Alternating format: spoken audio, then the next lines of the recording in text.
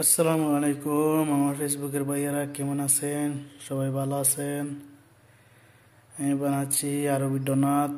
দেখেন দোস্তরা, বন্ধুরা, ফ্রেন্ডরা, দেখেন আমার ডোনাটটা কীরকম হচ্ছে।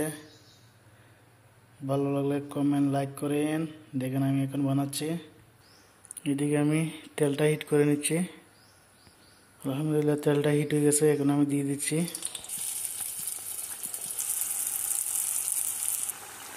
আমার ডোনাটের এক সাইড লাল হয়ে নিচ্ছে, হালকা লাল হয়ে গেছে। অন্যদিক লাল করে নিচ্ছি, উঠেই নিচ্ছি। আলহামদুলিল্লাহ হয়ে গেছে।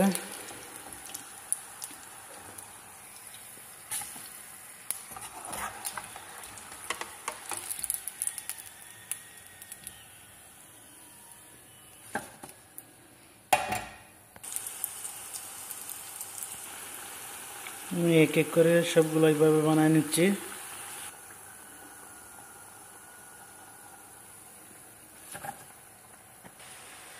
দেখেন দর্শক ভাইয়ারা, আমি এক এক করে এইভাবে সবগুলো বানায় নিলাম।